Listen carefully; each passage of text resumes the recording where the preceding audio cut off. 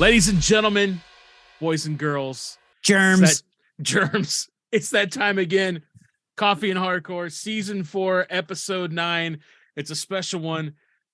We've got Wiley Willis all the way from Chicago, Illinois. What?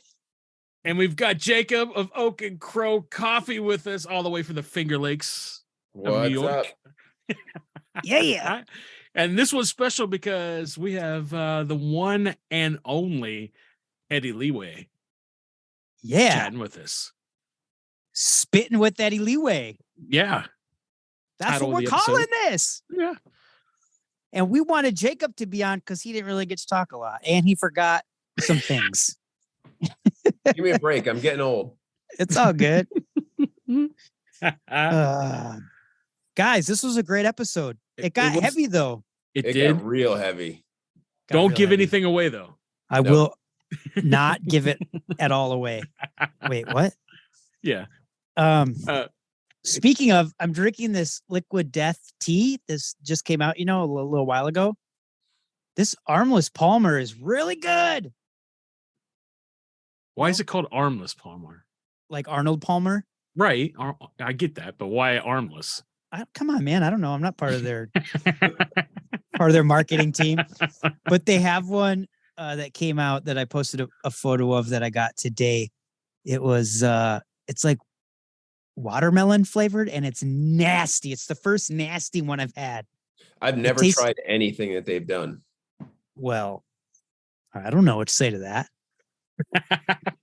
But it wasn't intentional. I've just never tried it. It tastes like you're sucking on like rind, like watermelon rind. It's so nasty. Awesome. Wow. But the name's amazing. Ready? It's Convicted Melon. Oh God.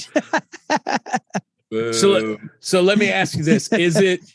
Is that one worse than that weird coconut LaCroix thing that came out? Oh, dude, suntan lotion LaCroix is the best. Yeah. What are you talking about? Yeah, it is way worse because suntan lotion LaCroix is really good. It's just not good warm because it tastes like suntan lotion for real. Yeah, it does. Yeah, so good. Anyways, so yeah, this episode gets kind of heavy. But we do talk to Eddie about his coffee collaboration with Oak and Crow with Jacob here. We talk about the Cortex record release. We talk about if there's going to be any new Leeway coming out. We talk about some things get pretty heavy. That's all I'll say. It gets spicy. It gets spicy. That's right. I don't know what it is about our podcast lately, but it seems like everybody just wants to get spicy. Yeah. Yep. I don't know what it is, man. It's very true. The last few episodes have been we'll go with spicy. I like that. Spicy. Yeah. Like you just put you're eating some tacos on Tuesday and you accidentally get a little sauce on your hand. You forget and you rub it in your eye. You're like, yes, that's it. Yeah. Jacob's tired. So listen, everybody, if you listen to this podcast, you know about Jacob. This man, he works his ass off. He works hard. He roasts coffee. He also works in a deli. He's also a cook. He also does other stuff. He's also an advocate for veganism. Like, this dude works hard. If you could see him right now, he looks like he's about to fall asleep. And I'm trying to hype him up right here, but he's just whoop, whoop. Woof, woof. You look like you rubbed hot sauce in your own eyes. But dude, it's always a pleasure having you on the podcast. Yeah, thanks for having me back. Yeah. You got anything new coming out? And by the way, let me tell you something. This new look with your hair and your chops, it's really good. I like it. It was an accident. I started growing a beard over winter, and Clank convinced me to buy some of that the beard product that he's been using, the goat's gruff. So I bought some, and then I really got sick of having a beard quickly, but I had all this product left. So I decided to shave these insane mutton chops that I don't know if it's a good idea, but I'm having fun with it. Dude, they look great. Thanks. It's very Wolverine-ish. Yeah. So I've heard. Well, and I'm not used to you with hair, and it looks really good. Like, it does. I won't say what I want. I'll just say Yeah, you're a good-looking older gentleman. You look good. When you took your hat off and I saw the hair and the chops, I was like, all right, he's pulling this off. He's working this style and he's doing this style. Thanks. GQ, baby. And listen, if you have not followed the Oak and Crow Instagram yet, you need to, just so you can just salivate over all the crazy stuff that comes up in the old cafe that he has. Yes. Going on. Are you talking about Angel Hearts, right? Yeah. Oh man, if you get a chance, you got to get them donuts. Yes. Them vegan donuts. I'm jealous all the time when I see that. Flavors they come up with, they're a little crazy. One that I missed though was they did a sauerkraut donut as a joke. Oof. I missed that one. But for my 50th birthday, jokes on who though? They made me a donut, in the shape of a 5 and a 0, and they glazed them with scotch. Ooh, wow! How was that? It was awesome. So do they ship? No, because they won't even sell day-old donuts. So good luck getting them to ship them anywhere. Wow. Okay. So you just have to get off your ass and come to New York. So, but since Mick, if you got some donuts and put them in an envelope and licked it shut and sent it to him, you could send him a donut in the mail. We'll see. We'll see. We'll see. It shows up and it's just in a normal white envelope. He's like, what the hell is this? But somehow it makes it there not smushed. My wife is texting me, asking me if I'm okay. Hold on a second. The answer is no. Jeez. No, I'm okay. I'm okay. I'm just here with these guys. Gosh. Anyways, y'all want to get into this episode? Yeah, let's do it. Let's do it.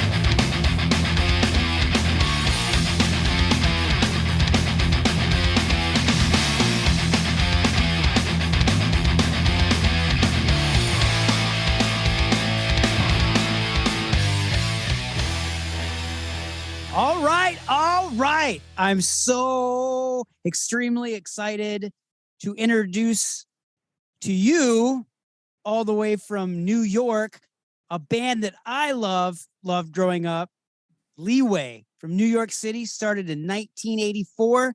We actually have a special host with us too, Jacob from Oak and Crow Coffee, who sponsors the podcast and who does the Eddie Leeway Morning Blend coffee. But welcome, Eddie Sutton, aka Eddie Leeway, to the podcast. Holy shit, dude! Yeah. Oh, God. Don't mind me. I'm in rare form tonight. We're gonna have fun. Thank you for having me as well. Yeah, man. We wanted to get you 2 years ago. Yeah. And then that's right when you found out you had cancer. Yeah. What a bitch.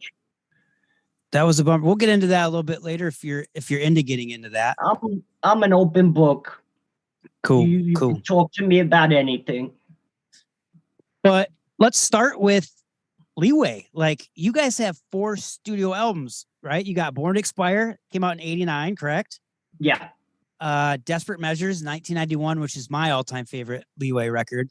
Adult Crash, 94, and then Open Mouth Kiss, 95. But then also you did the Tipping Point 7-inch under Leeway NYC, which is those 2 songs, I'm Your Pusher and Message to a Man-Child. That was on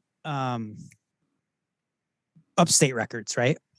It was distributed by Upstate, but it was done DIY with my guys Laz and Gordon. It's called like the 45 Project. Mm-hmm. And of course, it was me carrying the Leeway legacy with friends. Like I wrote those songs with Dan Nastasi, from Mucky Pup, Dog Eat Dog fame. He played with Murphy's Law.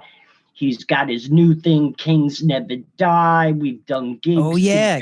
Kings Never Die. They're on the same label. And short tours. Danny from Biohazard is playing drums with him now. They're in the middle of a new release, and they're kicking it and killing it as best they can. I'm surprised that Kings Never Die isn't on the Biohazard dates that are locally here in the Northwest in New York City. But, I don't know what the issue is or why. But, shout out to all those guys. They've been great to me. Yeah, so that's basically like what you're doing now, right? Like so you go under the Leeway NYC name, and then you take other folks and do the tour and you sing, right? Yeah, it's a tribute band. I'm not trying to sell tickets and have people think they're going to see me, AJ, Pokey, and the whole lineup.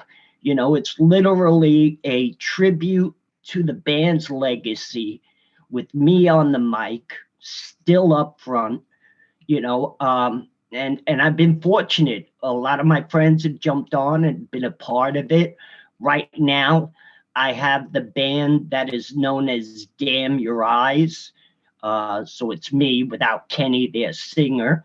Both Artie and Gabby first played with me as bass, but they played guitar with Harley's version of the Cro-Mags and left him and started working with me. So what I do is the two guys, right? Left. Yeah, Harley. I book shows and I get them on the bill too, because they're a phenomenal band and they need to get recognized and get exposure.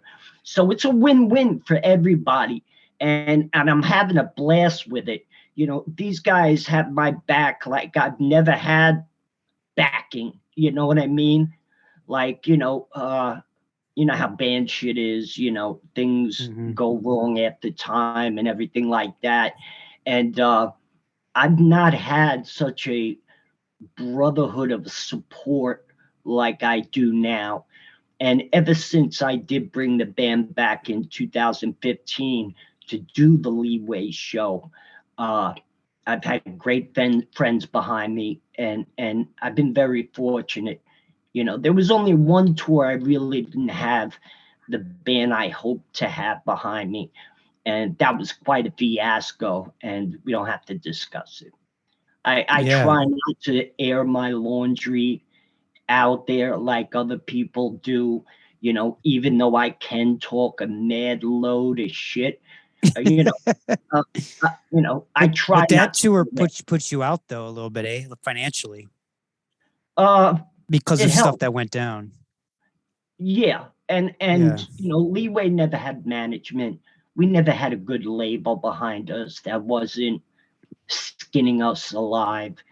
So it's fucked up, you know what I mean? But the fact that I've been able to endure, and I'm at stage 4 with squamous carcinoma, which is a spreadable form of cancer. It's in my lung, and it's in my left adrenal gland, which is the top part of my kidney. I'm not getting worse, but I'm not getting better. This is going to be a battle for the rest of my days. I'm not going anywhere soon, so I'm making the best of the time that I do have. That's good. But yeah. Sorry, it got awkward for a second. Yeah, I mean, it's just it sucks, dude. It's hard. Like people, cancer affects people and families all the time. And it's just one of those things. I don't know what to say. I wish you the best of luck, man. Like we want you around. No, I appreciate that. The support from my friends and fans has been immense. They've helped me stay in the fucking fight. And I don't want to leave this world before my mom. You know what I mean? Yeah. And my two sisters, my two nieces, one is a goddaughter, they're my world. And knowing that there's an inevitability is scary, but I'm at peace with it. And fuck it, I'm turning 58 tomorrow, man. You know what I mean? Right. Like, I never expected to be here, so I'm good to go, That's right. When I hit you up, you're like, yeah, this would be cool. My birthday's the next day. Like, we could celebrate it on the podcast. It's like, that's awesome. Yeah. Happy birthday, Eddie Leeway. Yeah, happy birthday. Yo! Woo! Yo! Man. Anybody else got it? Because I got some questions. Come on. I told you, Jacob, you got to come up with some questions. Let's hear one. Oh, man. Come on, spin it. I don't know. I'm just enjoying listening right now, and I got a little bumped out for a minute. Yeah, it got sad for a second, but that's the thing is Eddie seems to be in good spirits with it, right? Yeah, don't feel bad for me. Support me. I hope people can learn from it, for their own family members that are in struggle and everything. Life is a fucking gift, and we don't know what's coming the next day anyway, So, I'm just going with it. I'm trying to be a little more cautious with my day-to-day life. But at the same time, I want to run with it and just do what I can. Yeah, I can't bounce around like I used to on stage, but my vocals are as strong as ever. I guess I always looked at singing in the form of the blues, like all the classic rock bands, like a Zeppelin that learned from early blues and early rock. I get to tell these stories and I get to emote with them and act them out and emote with that passion. And it gives me a lot to work with the challenge. You know what I mean? Are you still writing these days? I know you've been on and off doing some shows. Are you writing anymore? And are you looking at doing any other studio projects? There's some ideas. I have this overdue project with a band, like a skate thrash band called Project Sellout, based on the West Coast. I'm trying to complete that now. I've messed around in the studio. I have a bucket list of songs that I would love to record and arrange in my own style, kind of like the way Leeway was on compilations, like we did the Smiths' Last of the Infamous Playboys, or one of those songs, or the way we did I Believe from the Buzzcocks on Open Mouth Kiss. There's a lot of different songs that are already out there that some people may know them, and I know some people won't know them. And I would love to do that, whether it's in rock, classic rock, or even R&B. I'm hoping I can have enough time to put these things together and be able to celebrate songs that I've done before. I mean, I haven't done before, that is somebody else's, not just originals and stuff like that. That's the boiler in the basement. As I heard that. You guys can see I'm in the basement where we rehearse and everything else. The audience can't see that from what you told me. Right. But Yeah. it's where I am. Is that someone tied up in the corner over there? Might be. I'm not going to tell you. It's not my house. And I'm not giving my address, so don't call the authorities. So no one will know. So you and I talked a little bit behind the scenes about the whole John Joseph thing. And you know, we're not going to really get into that. But the reason I'm saying that is because you sort of have a similar situation, but you don't really air it out publicly, right? Like, yeah. Like, so we talked about it a little bit, but I did also see the ads for Cortex. And again, Mick, Cortex. Right. Cortex Records put out basically all 4 of your records plus a live one, right? Which has never been out before, the live one. Yeah, and that's news to me. That's right. news to me. Right. Let me see if I can simplify this. You know, I'm battling health issues. Mike Gibbons has been battling health issues even longer than me. And instead of finding a common ground, AJ's literally picking the pockets of Walking Dead men. And that dude doesn't even have respect for our audience or the hardcore scene. You know, he hires out the business to other people, and they do the work, they get their share, and they cut him a check. You know, before I gave up with the band, you know, these guys would make fun of our audience, literally. And never did they truly respect the people that bought tickets to come see us and everything like that. And to me, that's fucked up. You know, I learned one of the first shows I ever went to, Gary Miller, Dr. No with the Bad Brains, you know, he showed up and he just parked his van, got out, and just started talking to people. You know, that band is the Beatles to our genre. Right. Mm-hmm. You know, and people put them on a pedestal,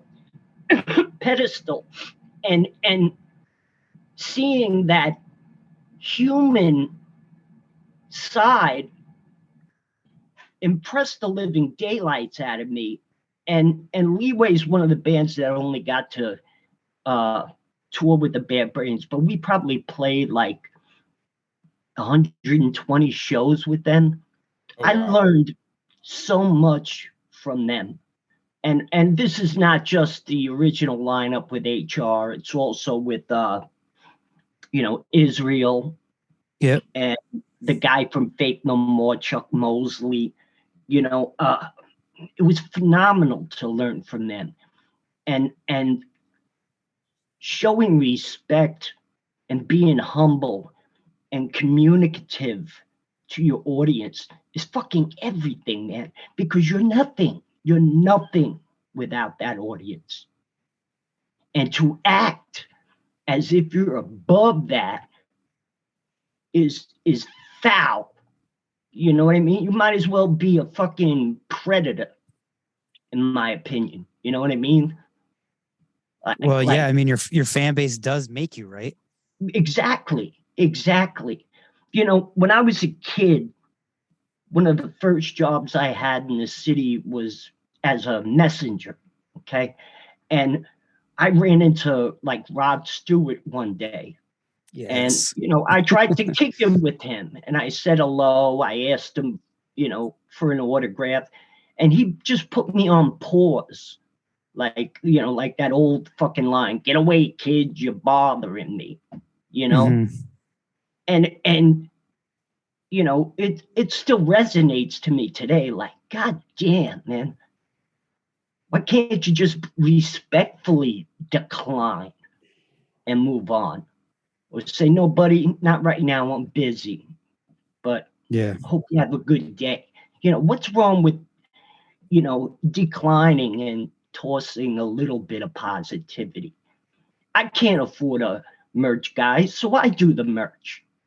It's a free meet and greet. You get to come up to me, you buy, Truth and Right 7-inch from my project, or a shirt, or a hoodie. You could get a selfie. You know what I mean? Like, that's what this shit is all about. I don't use the word unity. I use the word community. Because that's what it's supposed to be. This is such a tangible phenomena. You should be able to reach out and touch the people you look up to, like I did. And if somebody looks up to me, I should be at least projecting some sort of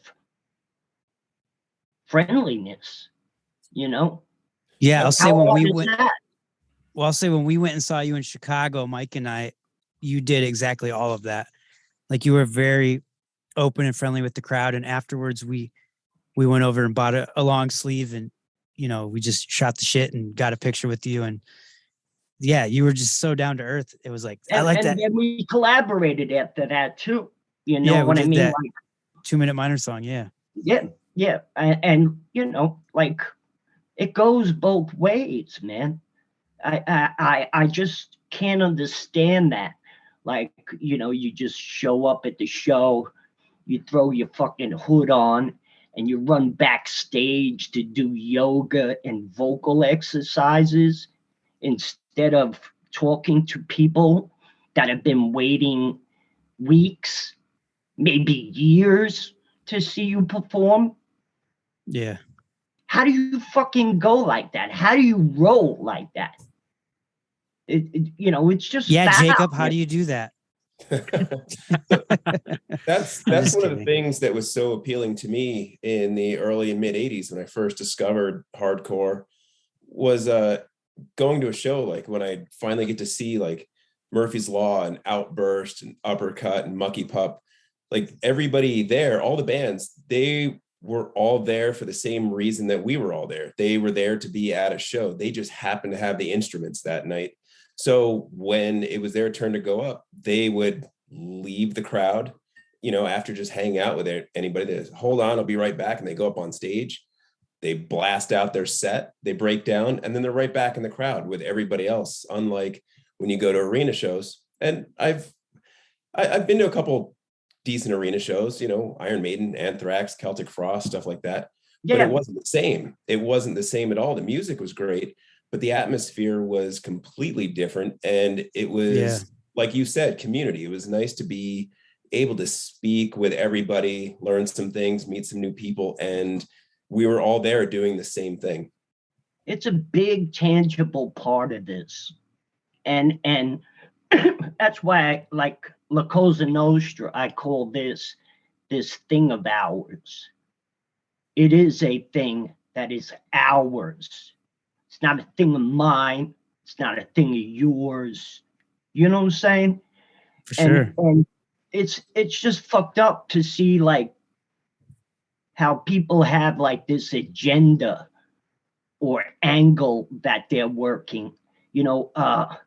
It's funny, you see a lot of comments online through the decades of like fake ass straight edge bands, or bands that talk that unity shit between songs, but there is none. You know what I mean? Like, it's all like a sales pitch. Mm-hmm. You can jock my shit, you can buy into my shit, but you can't be a part of this clique. You're not welcome. Have a nice day. Oh, we know all about that. Yeah. Firsthand, recently. Yeah. And it's fucked up, man. It's truly fucked up. This is the only thing I got right in my life. And I'm so grateful for it. When I leave this world, I'll be leaving this legacy. I got to touch over the decades at least 1 million people or close to it, you know, and as a child, I feared death. And the fear was about not being something. And I may have failed the general things in life as an adult, or not having a family, not having tangible assets that I can retire on. But it doesn't mean shit compared to the way I'm receiving support from people now. It's a blessing, and it's humbling, and it matters to me in such a huge way. You know, it's an extended family. Yeah, people definitely joined together and helped you for sure. Yeah, and like during the 90s when I was battling drug addiction, I was able to rise above and recover, and you broke your back, right? I broke my neck in 2 places. Your neck. We'll go there. But I've been able to communicate with people. That's the dogs upstairs. Nice. I've been able to communicate with people who have battled addiction and help them move forward in life. You know, I have a lady friend in Texas who's in sober living, and she's like the den mother of the house. And when I first met her, she was very young and dumb and couldn't really get past her issues, but she did. And there's another kid up in Massachusetts who served time, and I stayed in touch with his girlfriend, and I was in touch with him, and that support helped him rise above and move on and have a better life. You know what I mean? Like, you can't put a dollar sign on that. You know what I mean? And it inspires me at the same time to keep fighting and keep moving forward, because people have been in my corner like that and have done the same thing for me. I'm just giving back, you know? Yeah, that's cool. That's good to hear. Mick, you got anything? I know you do. I want to hear from you. Yeah, man. One of the coolest things that has kind of happened in the last year and a half is down where I'm in West Virginia and in Ohio, there's actually a scene starting to start back up again. And a lot of younger bands from all the way from Columbus down into Parkersburg and Charleston, West Virginia. And it's really cool to have them come into the music store that I work in and wearing your sweatshirt and your t-shirt. Now, you know, I know like through mail order, I've sent some merch out to, say, Ohio, but I don't think I've done anything through West Virginia. And look, you know, everything's a bucket list now. If promoters want to reach out to me and make something happen, I'll leave my Instagram available at the end. Yeah. Sorry, I hear the dogs. Yeah. One of them had to go to the vet today, so. And the younger one, she's the rambunctious, excited one. She had to stay home, and you know, obviously I left her upstairs alone, so she's all excited that daddy's home. That's awesome. They're both up the pups, literally, right? They're above you. Yeah. Dad joke. Boom, boom. So that was your question, Mick? No, I just bringing that up because it's just really cool. Like there's a whole other generation of hardcore kids now that's totally into Leeway and walking around with shirts and being able to bring up old albums. Like I remember getting It's Born to Expire. I remember getting that on a bootleg tape that somebody sent me from all the way from Florida. A guy who was in a band called Tension. His name was Mike. He passed away a few years ago, and like he sent that to me in the mail, and I remember sitting listening to that. I'm like, what? I mean, because where I'm at growing up, like there was no way to get stuff like that. People told me, especially back then. Oh, you know, one person would buy the record, and then 15 would burn Yep. from that. But that's how it was done.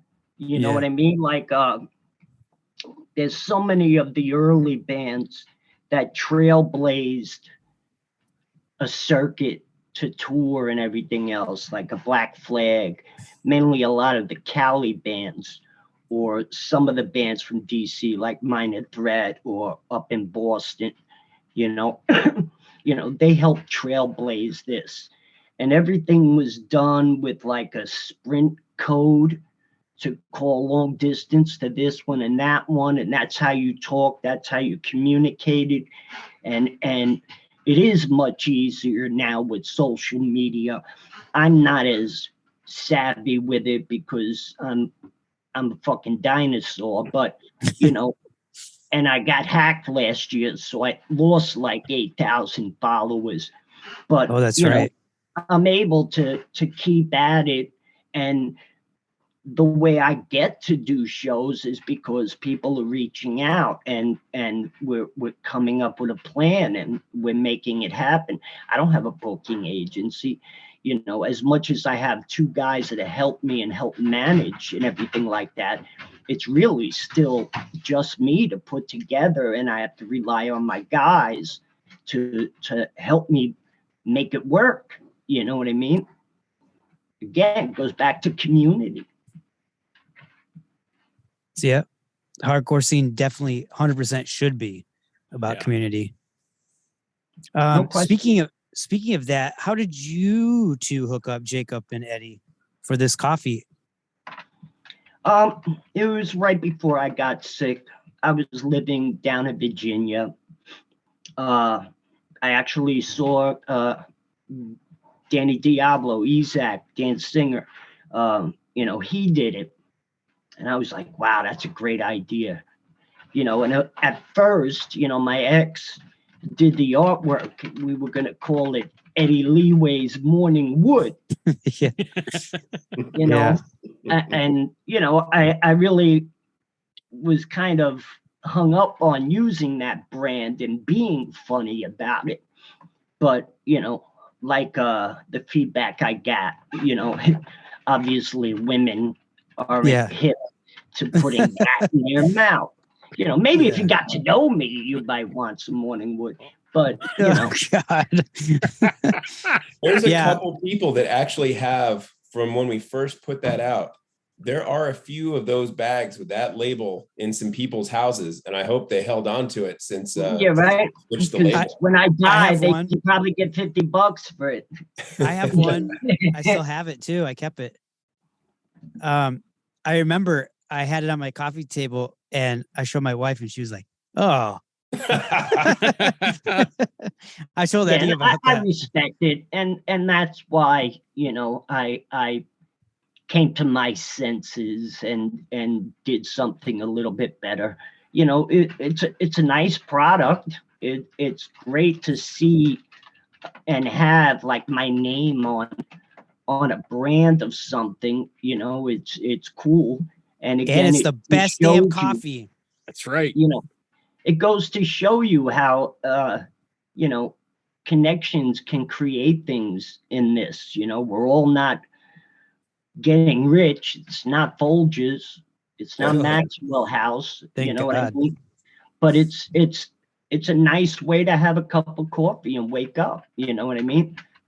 You could always, if you have your own Keurig screens, you could put it in your Keurig, not just in a average Mr. Coffee with a filter or something like that. It's just a fun idea. It's a great idea to do something and extend, and just have fun. Yeah, it's great coffee. Well, thanks. I'm glad you guys got to work together on it. Yeah, well, Jacob sent down like more than a dozen samples, and me and the family down there, we sampled all of it, and we were kind of tossing up one of that one, and that Colombian blend was really the one that worked. Were you guys all buzzing off coffee? all day. Knew it. You know, The way you were little saying more it, I was than like, a year ago, a little more than a year ago, it became legal in Virginia to grow your own weed. You're allowed to grow up to 4 plants. So the first year I grew, it was illegal, you know, but the next year it was legal. So, you know, I'd be buzzing on coffee and being out with my plants, keeping the bugs off them, uh, you know, putting nutrients in it and protecting it from heavy weather like wind and hard rain and things like that. You know, it's something that really helped me pass the time, especially as I started getting sick. You know, some people may not think that's a positive thing, but growing vegetables and growing a little weed, can really help somebody pass the time in a positive way. And also, I don't think those people have ever tried a little THC in coffee in the morning. Oh, it's like a natural speedball. It's like a plant-based speedball. You know what I mean? Because you got this, you got the THC giving you a nice little buzz, and the caffeine helps you keep going, so you're not lazy and stuck on the couch. What are we, a drug podcast? What's going on here? Hey, it's legal where we are. It's 100% legal where we are. Yeah, like you can't get in trouble really with possession nowadays in New York State. I could, because of my cancer, I could get a legal card and I can go to dispensaries and stuff. But it probably helps you too, eh? A little bit. I'm not smoking like I used to. I can't. Well, no, but you can do like the drinking it, right? Don't they have like the THC tea or whatever? In fact, I get a prescription of THC pills. Yeah. I have a very, very healthy stock because I don't take them all the time. But last year when I really got sick, I lost my appetite and didn't really eat for a month. And caught pneumonia, viral pneumonia. I was in the hospital for 2 weeks. I detoxed pain meds. I got off the morphine, the Lordid that they were prescribing me. It was really messing me up. And, the THC pills helped invigorate my appetite, and I was able to regain the weight and then some. Heavier. Yeah, I'm heavier now than I was when I was originally diagnosed. And, because you lost a lot of weight. Forget about it. I was a skeleton. I needed a cane. I really couldn't walk. Just doing usual functions like going to the bathroom was a literal challenge. And I'm amazed that I survived all that because I'm not feeling as bad as I was over a year ago. And that's great news though. Yeah, I mean, I'm confident that I'm going to be here a little bit longer. You know what I mean? I'm at peace with the inevitability of it, but it's nice to know that I'm still in the fight. I'm hoping I can be like Norm Macdonald and last several years or even a decade fighting this fight. But this fight is an eventual losing battle. And it's just all about what I can do with the time that I have and making the best of it and going with it and rolling with it. You know what I mean? Yeah, for sure, man. And I'm talking to other people that are fighting cancer as well or leukemia. And, it's great to have this support system, of people you've never physically met, but you can relate and you could kind of encourage each other to keep going. Does that make touring hard for you? Like, sure. Honestly? Yeah. Sure. Yeah. What are some differences you have to deal with? Well, like, in the beginning of the winter, we played Milwaukee. I was offered to be a part of a small fest. And, I went out there and it was cold out. So having to do a set in the middle of winter, and you go on stage, you do your set, breathing and maintaining my wind is a challenge. And then you come off stage covered with sweat, and then you get exposed to the cold. It's almost like hypothermia for me.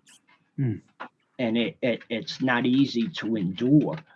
But during the warm season, you don't have to worry about it as much. I'm trying to do and book like weekend runs. The goal is to eventually try and do a 1 week tour of 5+ dates and see how I handle that, because trying to make it happen in the warm weather is the best time to do it. I don't know, because it is hard. It is grueling. It's really not easy, but this is what I want to do. I'm convicted to it. I'm determined to it, and I want to try to make the best of the opportunities that I still have. Yeah, that's amazing, man. It's cool that people can still see you play. That's huge. Well, they make me want to play. You know what I mean? Like just hearing the kind words and the support really does make me want to push the best I possibly can. Like playing the Middle East in Boston over the winter, I went on very late at night. Like I think I went on at like 2 a.m. and being at the merge table and working it until that point at time in night, I was very dizzy, but I was able to get down into that like squat position that people always see me doing. And I would still be able to like kill it on vocals. I've got a band behind me that can kind of pick up the slack. You know what I mean? I'll have to, perform with a mic stand and stuff. But, I'm up there trying to dramatize and emote and tell these stories. And if I couldn't do it vocally, I wouldn't, because I don't want to half-ass as my talents and skills diminish. If I can't feel like I can't project my voice and keep going, then I gotta hang it up. I'm not gonna half-ass it. I mean, I just don't think it's fair to people that would come out to see me. Yeah, I understand that. That would be so hard though, to come to that realization. Yeah, because it'll be pretty much giving up with life. This is my life. To some people that may sound pathetic, but to me, like I said, this is the one thing that I got right in my life, that I have a world of support to. And I want to keep contributing and giving to that as long as I can. Do you think we'll hear new Leeway NYC? There's time. You know what I mean? Like there's still time to make that happen. There have been some recordings that aren't completed, that can be used to put under the brand. I'm supposed to be getting hooked up with an indie record label so I can have a budget to try to do much more. Like I said, instead of just distro, you mean? Yeah. Yeah. Because I need a budget. I can't afford to go to a studio and nail this stuff right now. But there's a lot of songs that are on my bucket list that were originally recorded from another band or many bands or artists. There's 2 songs, like some people may know the band Bad Company, but before the band was called Bad Company, they were called Free. And their big song is that song, All Right Now, Baby, It's All. Yeah. I'm not trying to do that song. but there's two different songs called I'll Be Creepin' and Trouble on Double Time. That is some of the most badass blues arrangements. And the singer, Paul Rogers, I think his name is, this guy was a phenomenal vocalist early on. And these blues arrangements, and I don't know if they were done originally by like a Lead Belly or Bo Diddley or whoever, or however they acquired these songs, or if they wrote them. But I would love to be able to make the attempt and tackle that. You know, there's like a couple of Thin Lizzy songs that I would love to do that I think are right up my fucking alley. And I would be able to bring something relatively new. You know, it's not, you know, rah, rah, rah, ga, ga, ga. But, you know, I think I can do it in a way that can make it come off very fresh.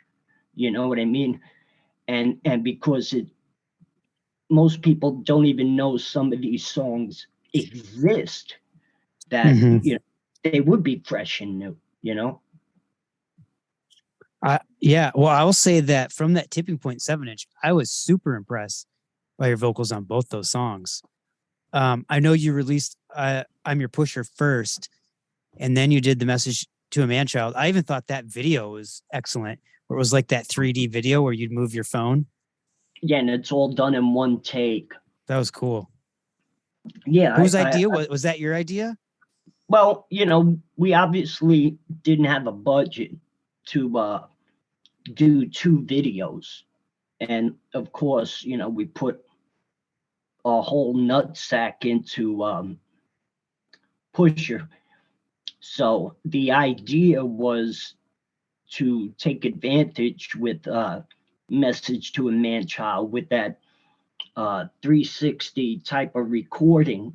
The studio that both the videos were recorded at, this was a cyclorama soundstage that me and a bunch of other guys built next to the studio that had already existed. I don't know if you guys know Laz Pena. He's the bass player for the band Il Nino with Dave Shivari and a couple of other guys. Their singer caused a lot of drama, and even though that singer helped me record the vocals for those two albums, they found a younger and even more talented kid to take over the role of frontman for the band, and they've taken it to a whole nother level. And, you know, they have a European and South American following that's huge. Not too long ago, they got to open up for Kiss, you know, and they're going back on the road in May. And we lost that studio. It was an arson explosion that was a year ago last December. I was literally in the building. It's a block-sized warehouse. At the turn of the century, it used to be a pudding factory. So there's dozens of businesses and lofts, you know, galleries, leather coat factory type stuff, woodwork, and we had this studio. And an arsonist caused an explosion, and two elderly women who were not supposed to be living there, they were living there illegally, they died. It was on the other side of the block. I was there that night. I had to talk to ATF because they found evidence of arson, but they don't know who to tie it to. You know, the owners wanted everybody out of the building, and that would have been dozens of businesses because they wanted to redevelop. And, you know, it was all based on greed. And there's a good probability that they hired this arsonist to cause this explosion and condemn the building. And Laz lost everything, but he was able to recover and has rebuilt the studio a block away. A very fucked up time. I was literally in the middle of this blaze for 18 hours. The studio wasn't damaged. So, if we felt like we really needed to get out of there, we could have gone down the fire escape and gotten out. But we were also, me and another guy were afraid we were going to get arrested because we didn't come out when they evacuated the place. So we didn't know what to do. So we just hunkered down. And, you can look it up. It's not last December, the December before. If you look up in Hoboken, New Jersey newspapers for a fire, I don't think they publicly or published the fact that it was an arson, but ATF believes it was an arson. And without the arsonist, you can't prove corroboration to indict and charge the owners. So they got away with it. Yeah. I mean, Hoboken Wow. used to be a very, very Italian neighborhood, kind of like the way Little Italy has all those little social clubs that are tied to organized crime and everything. Hoboken was very much like that, but it's changed over the years. It's become bohemian, a lot of yuppie type families raising kids. The value of the real estate is climbed over the years after being like the butt of jokes to a lot of Jersey people because it was such a dump for such a long time. So they wanted to cash in and get that money. Yeah, and redevelop and, try to really take advantage of all those opportunities to turn their investment into, 3 times more than it's worth. And it just goes to show you how greed can destroy the dreams of a lot of people in one explosion, Yeah. one situation. Man.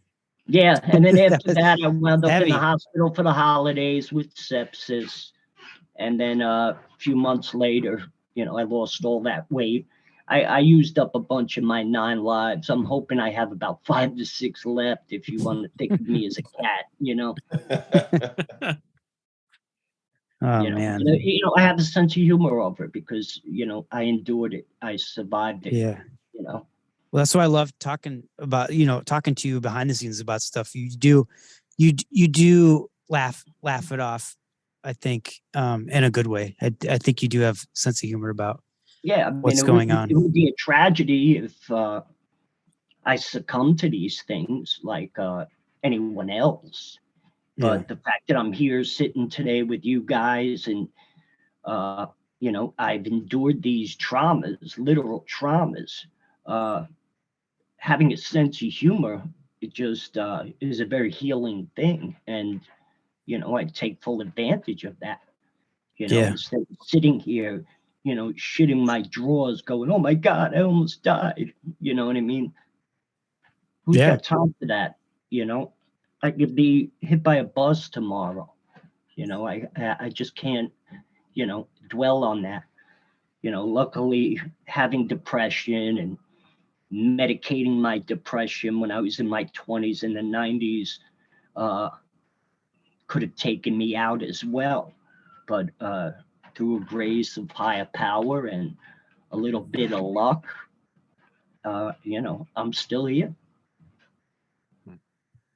We're glad. We really are glad because 2 years ago when we 2 years ago when we were going to have you on the podcast and you had to, I think you were like going in for chemo or something, and you're like, I'm going to have to reschedule, guys.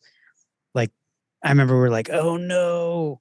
And so it's really, really good to have you here today and talk to you. So we appreciate it. Yeah. Thank you. Well, I did have radiation twice on my torso, and I've also had what's called gamma knife radiation treatment twice on my brain alone. And through that treatment, I've had 13 or 14 lesions that were potential tumors destroyed in my brain, which is everything, because, you know, maybe my body's slowly breaking down since I'm reaching my senior citizen years. You know, if I was to lose my brain and my faculties, it would be devastating, because, you know, that's everything, to be able to think and function and act and be able to do what I'm still doing, you know? Yeah. So, you know, just Yeah. it's a great thing that cancer treatment has just gone a long way just in the last decade. Oh, yeah, for sure. Mick, I want to hear your wonderful voice. Well, I was just going to ask, like, the folks listening, like, what can they do to help support you where you're at right now? Like, where can they go to get merch that helps out? Where can they go? Well, I have a GoFundMe page. It's been ongoing for a little more than 2 years. And just recently, I've reached out for people to help and donate. You can go to GoFundMe.com and just search Eddie Leeway Fights Cancer.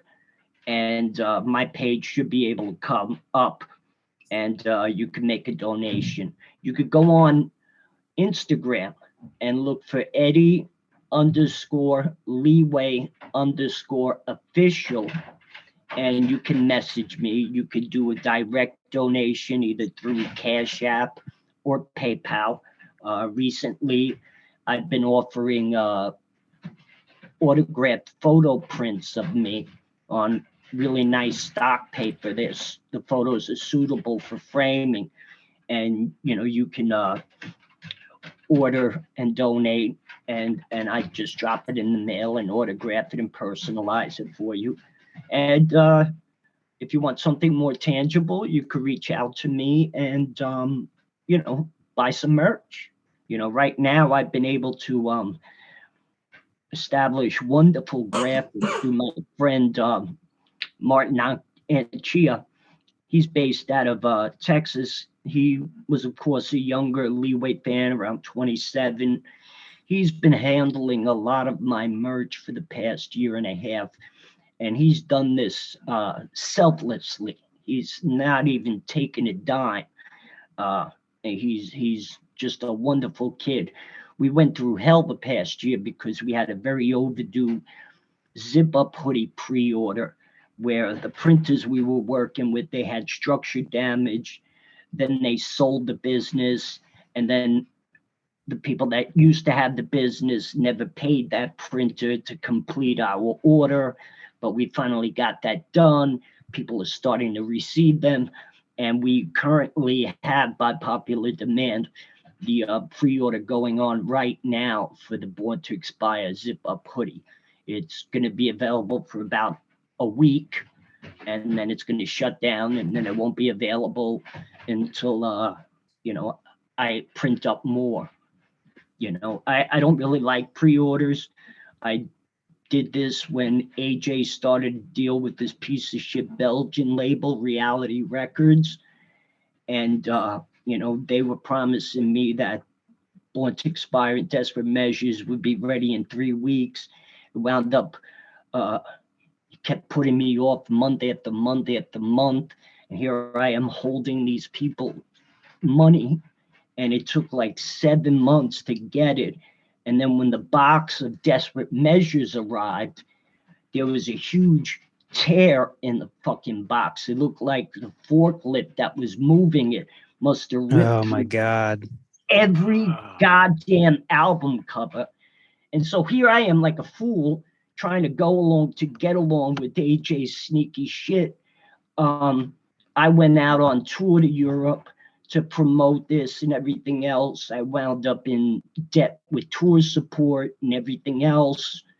And I had to carry all those fresh new album covers back by hand on the flight back from, you know, Europe to New York. And it was just hell, you know. Labels like this dude's just a cocksucker and a fucking beat artist, you know. a lot of these record labels, they do creative accounting and they make it seem like you're never establishing any value from the unit sales. But, the guy told me exactly how many units he said he sold. So if you sold 5,000 units, there should be X amount of money available. You know what I mean? And, AJ knows I'm sick right now, and he won't do shit to do the right thing.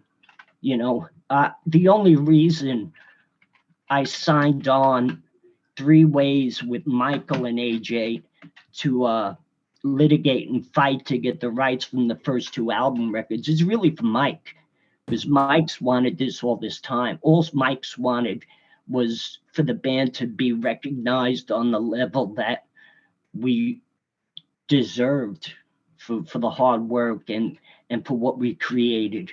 And he's the only reason why I'm going along with this. But again, I'm finding out more and more every day all this sneaky shit that AJ's doing, starting a biz with this one and that one. And I don't want people supporting what he's doing because he doesn't respect our audience. He does not give a shit. Why are you going to give him your money? You know what I mean? Like, it's just not fair to them. You know what I'm saying? And it's a tough position to be, because I don't want to be like other bands with their drama out in public for 15 fucking years, 20 years, and everything else. I really, don't want to do that. Me and AJ was supposed to be raised better and to try to do this and handle it amongst ourselves. But it's reaching a point right now where it's hard for me to keep my mouth shut. It really is, Well, I think you've done good though with not really. It seems like people like to air their shit on our podcast, so that's fine. But they love drama. Everybody loves drama. That's half of hardcore. Hardcore is about drama. Yo, did you hear about this? Did you hear about this one jumping that one? Yo. Sure. But I think it's getting better nowadays. I think a little bit more mental health based and a little bit less and less of that. But human nature. Of people are wising up. You know what I mean? Yeah. They could see the bullshit. They could read the bullshit, and they're calling their peers out. Right, which is a good thing. Calling out the people on pedestals for being fucked up and having views that may come off racist or batshit. You know what I mean? And I wonder who you're talking about. Huh? I wonder who you're talking about. I could be talking about many people that fall under that. I'm just busting your balls. I know you are. But it's just wrong. You know what I mean? Like, people that look up to huge rock stars and everything, or even huge pop stars of today, like, you're not going to be able to reach out and hang out with Lady Gaga. Only a select few people get to do that. You know what I mean? You're not going to do a piece of business with Kim Kardashian. She's going to rip you off. There's a guy out there that has a website called Kim Kardashian Ruined My Life.com. And you could go there and you could read this story about how this guy came up with this emoji idea and pitched it to the Kardashians. So Kim and her mom loved the idea. And then one day they're like, did you trademark this yet? Did you copyright this? Don't do it. Don't do it. We'll do it for you. And then what they did was they trademarked and copywrote it and just they Donald Trumped his ass. Well, there you go. You know what I mean? Like, that dude can't get in front of a mic and talk to a crowd without, selling a gold coin. Or that's what I'm saying. This. Yeah. Trump University, man, ripped them off. I might be guilty, but, like people think I'm out there, hawking or trying to sell shit and stuff. Well, you sell your baseball cards, but that's different.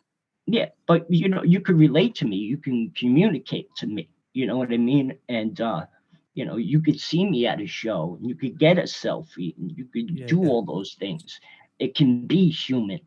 It's not like one-sided where it's just about me getting something out of the experience and not including you. It's just wrong. I don't think there's anything wrong with what you do with that. But one thing I do want to ask you, Mick, did you have something actually? No, go for it.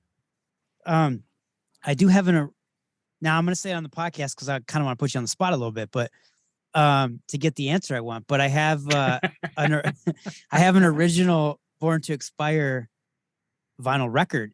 If I sent that to you and put a return label in there, would you sign it for me? Of course. What am I going to tell you? Fuck you. I've had people do that recently. People have done that recently. You know what I mean? Like I just signed a whole discography for someone and their father who turned him on to it. And after we did that whole package, he just recently sent 2 copies of the new Live at CB's limited album that came out without my knowledge. But thankfully, Yoshi, the guy that Mark Yoshi, the guy that runs Generation Records, he did the right thing. He reached out to me and he looked out for me. He did the right thing. You know what I mean? Not AJ. I was torn on that. I saw it and I really wanted the live one, and I actually wanted Open Mouth Kiss. But I was like, I don't know.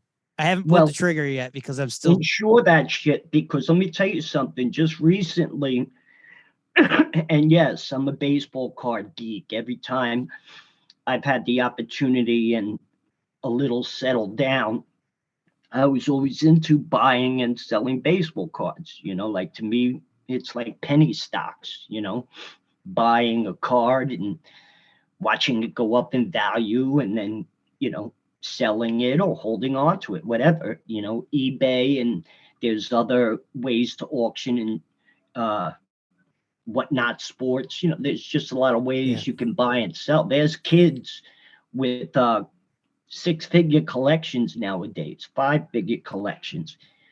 Kids don't even have sperm in their ball sacks, and they've got more money than we do. It's crazy. But all from cards, sports cards. But my point is a couple of items that I shipped out have been lost by the post service. And originally, first class mail used to be insured up to $50. It's not anymore. So I've had to eat like a $45 transaction because I had to pay the guy back. He didn't get his item. The card never left the post office. You know what I mean? It was a 1955 Milwaukee Braves team card from Topps.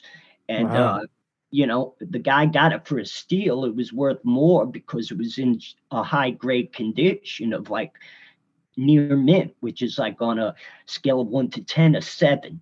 Because we also have graded cards. You can submit these cards to grading companies. And if you get cards back in 8, 9, 10 gem mint, 9 is mint, 10 is gem mint, there's an even higher premium to the value of the card. So, I've had that, and I've had like a Derek Jeter rookie recently not reach its destination. So, of course, I have to eat that up.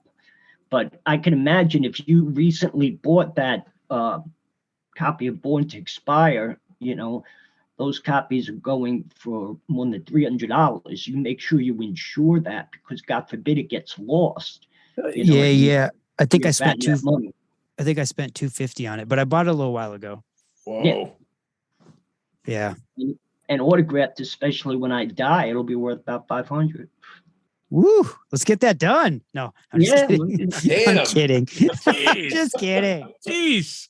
Of course, that's why we joke. We joke around. He knows. It's so know. good. He knows I love him. Yeah, Wiley, you gotta stop that because I still haven't had a chance to see Leeway yet. He knows what? For real? Yeah. Well, we should go together. Well, I thought, when I was up in Albany not too long ago, you would have been there or something. You know what I mean? And again, like bucket list, I would love to play the state of West Virginia. I played Cincinnati. I played Cleveland. So by all means, I would love to come out there. I would take Damn Your Eyes with me. You know what I mean? Like this is the whole reason why we're working as a team. It's to look out for each other. For sure. Have you ever thought about playing Syracuse? It's been a long time since I got to play Syracuse, but I would love to. I'm trying to put up a weekend run where I'm up as far as New Hampshire and Rhode Island, and to adding a third day on that bill, if it's a holiday weekend, would be great. Because I know the Rhode Island guy, he wants to do like a Sunday matinee, and I've never done a matinee other than in New York that I can remember offhand. So to be able to do that is better for me because I get to do this show when I'm a little bit more fresh instead of at the end of the night. You know what I mean? So a day show would be right up my alley right now. That's what hardcore shows need to do. Like for us older folks, people need to start throwing hardcore shows at 9, 10 in the morning with a full juice bar and 9 or 10 in the morning. I can do an acoustic set at the gym. You know what I mean? Gosh, 9 in the morning. No. Imagine me like I'll tour strictly at like Planet Fitness or Crunch. Jacob, you should seriously consider doing an Oak and Crow Fest where you have the bands that you have coffees of play. You know how badass that'd be? That would be a heavy show. That would be a big show. Yeah, big show. It'd be a great show. I'm not against it at all. We should talk. All right. I think it'd be amazing, man. And then I probably get to see Leeway. Yeah. So unfortunately, our time is running out on this podcast, but Jacob, you listen to this podcast, right? I do. So you know the question that we ask our guests at the end, every single guest. Why don't you ask Eddie Leeway that question to take us out? No, I'm straight. Busting chops, of course. I know, I'm good. He's got chops. He's got chops to bust. Look at that. I know, man. Now I don't remember. You remember? You could give me some facial hair over there. Yeah, we all got between the three of us. We all got enough. Donate that shit. I could put it on my eyebrows. Locks for love. Locks for love. I kind of look like a drag queen in the morning with no eyebrows. Have you tried drawing them on? No, I'm not going to do that. Is that too weird? Well, I've even had people offer to donate hair, but I'm not vain like that. I'm not going out like that. Yeah. I'm just not doing that. If you put my chops on your eyebrows, you'd look like Abe Vigoda. I probably look like Brian Kohlberger. Oh gosh. All right, we'll have Mick ask the question since you're not a true blue coffee and hardcore listener there, Jacob. Jerk. Sponsors the podcast and doesn't even know. All right, so here's the question. We ask this of everybody. What is your guilty pleasure? It could be a TV show, a book, music, and we've heard everything. And some people will say there's no such thing as guilty pleasures, but we all know it's true. So if someone knew, like Eddie Leeway, if he listens to this or he watches this show or he reads this book, they would be like, what the crap? Like, what is it? Some people would know one of the guilty pleasures, but maybe not the other. But I would say books on La Cosa Nostra and organized crime. And some people like comic books and figurines and things like that. I'm a baseball card collecting geek, and that I have a blast with, It's something I did in my early childhood in the 70s. And I love it. I love the game of baseball. I think a lot of people are aware of that because they would see me wearing sports gear when I performed and everything. You know what I mean? And, I'll wear, even though I'm a Red Sox and Mets fan, I'll wear Yankee gear to represent New York, but I'm not necessarily a Yankee fan. If you look at the Kingpin record, you see me wearing the Yankees jersey, but at the very end, you don't see the logo, but I'm wearing a Boston Red Sox starter jacket. I was trying to break the curse even all the way back then. It took until the 2000s before the Red Sox finally won a World Series after 1916. Wow, that's like the Cubs, eh? Yeah. Yeah, and most people don't know it, but Babe Ruth was a dominant pitcher in 1916 with the Red Sox before his contract was sold to the Yankees. I did not know that. There you go. You learn something every day. Well, hey, what Leeway song would you like us to play to outro this episode? I guess you might as well go with Pusher. I didn't intend to make that release about addiction or mental health per se, but that's what became. Pusher, obviously, in the chorus, I'm singing, I'm not your pusher. It's about a man struggling with a significant other partner and trying to prevent her from the perils of the streets.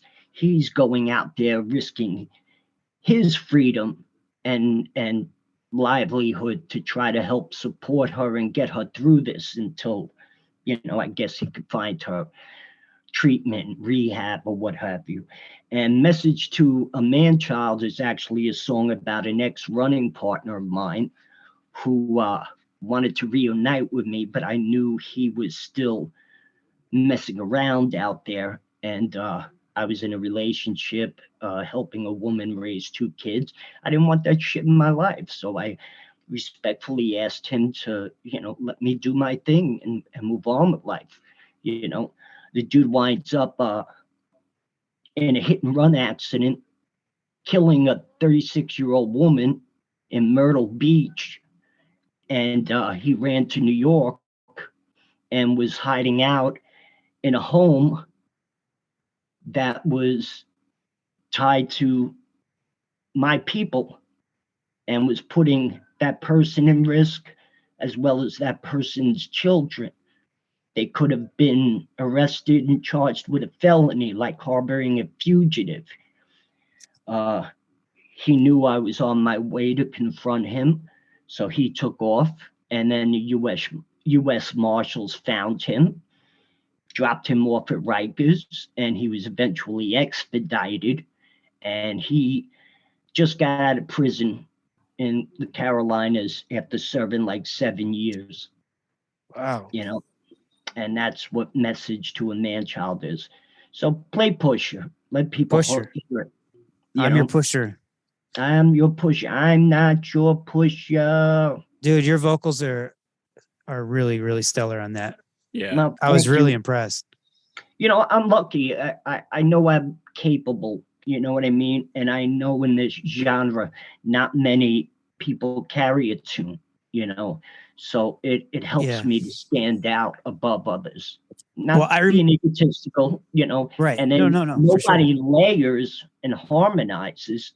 I never took a lesson in my life, but arranging vocals and trying to record a song to make it withstand the test of time. So in 30 years, it could still be appreciated. That's the goal. Mm-hmm. You know what I mean? Yeah. I remember Sorry, No, go ahead. I remember when you were anybody- doing the single though. Sorry, I'm talking over you, man. Real quick, when you were doing the single, the one thing you said was, "Oh man, I'm glad you're not going rah rah rah rah rah." That's the expression I use. You know what I mean? Because I think a lot of guys are afraid to open up. It's like being able to vocalize and really bring emotion is almost like getting naked in front of an audience and bearing your soul. You know what I mean? But it's like it's a challenge, and people respond to you bearing your soul. And I'm just lucky that I've been able to find this niche, and even being partially deaf and not having any vocal coaching, I've learned how to breathe and learned how to properly sing. I'm just blessed. Yeah, man. You do a great job. So we're gonna drop "I'm Your Pusher" so everyone can hear. Thank you so much, Eddie Leeway. You are the man. I appreciate you being here. And you know what? Happy birthday, dude. Yeah. Thank you. Happy Thank birthday. you. I'm just a man. I'm not the man. You're the man to me. All right. Take it. Take it. All right. Take it. I'm the man. I'm the You're man. There you go. It's There like you an Anthrax song, right? go. Yep. All right, here we go. We're gonna, everyone, I'm your pusher. Thank you, Eddie. Thank you, Leeway. Thank you. We're out. Boom. Good night, everybody.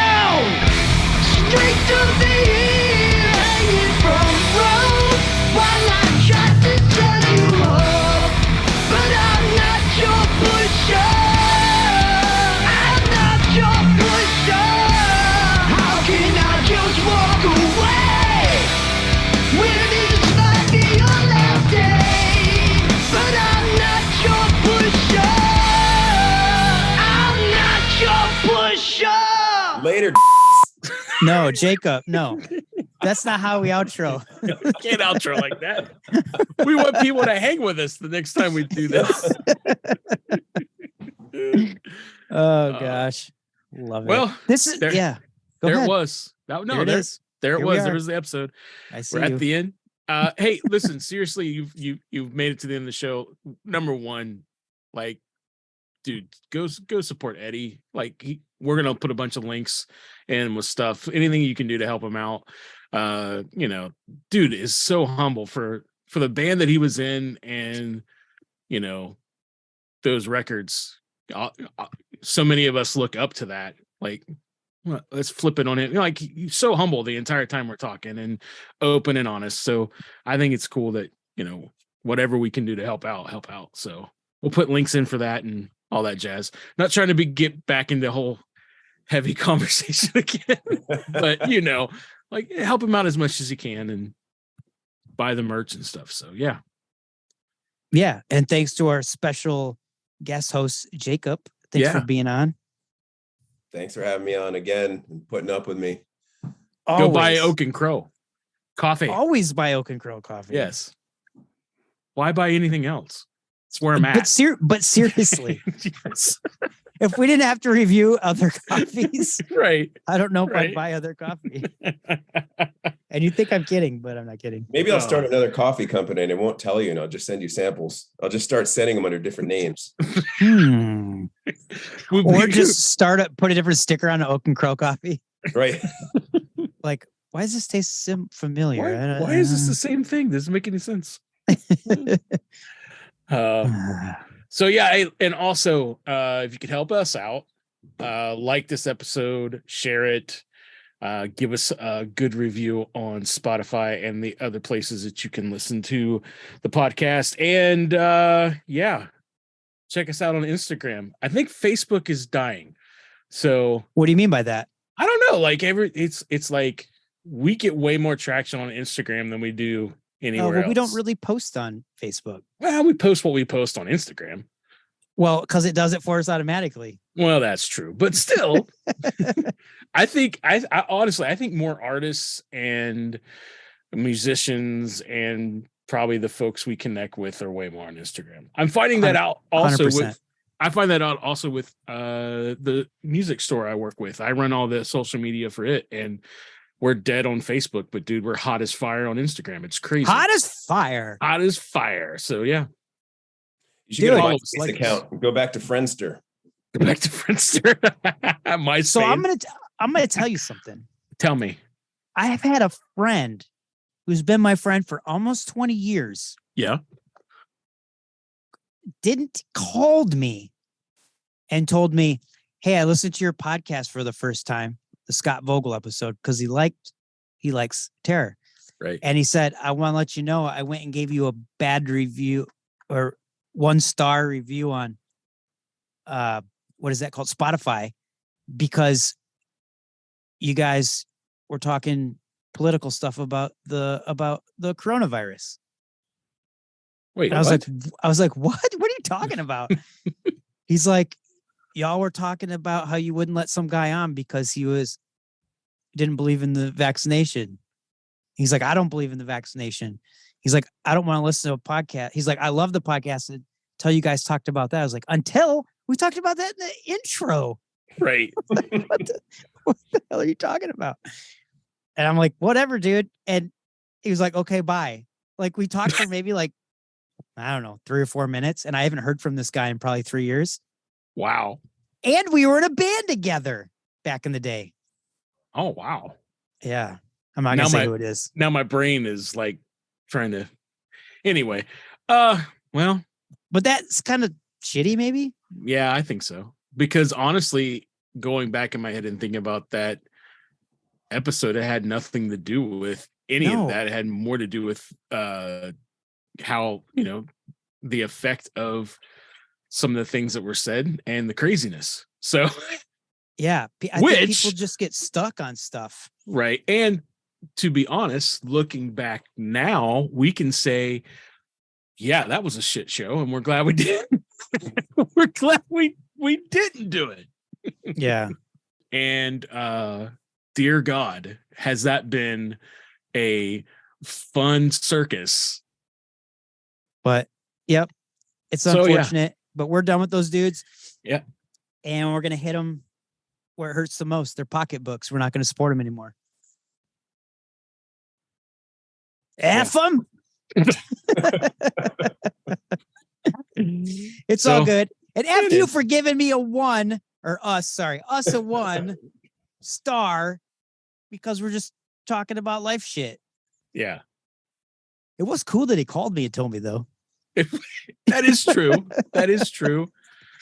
I was kind of impressed by that. I was like, and he was really nice about it, but he still gave us a 1 star.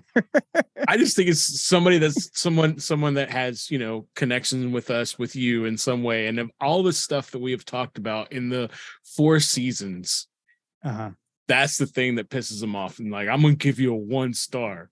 Well, that was the first episode he's heard of the podcast.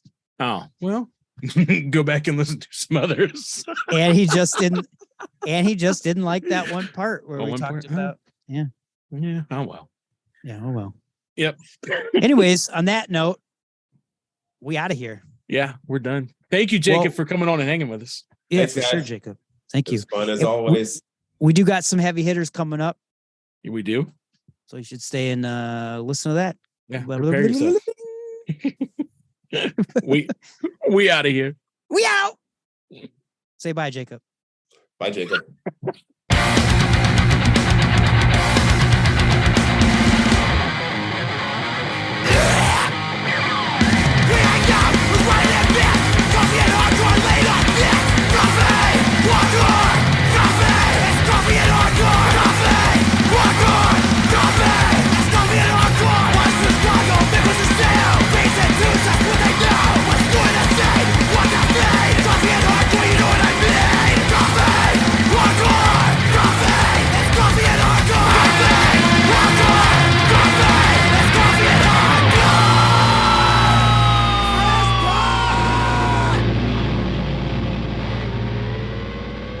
I'm very important. I have many leather-bound books, and my apartment smells of rich mahogany. I'm friends with Merlin Olsen, too. He comes over on occasion.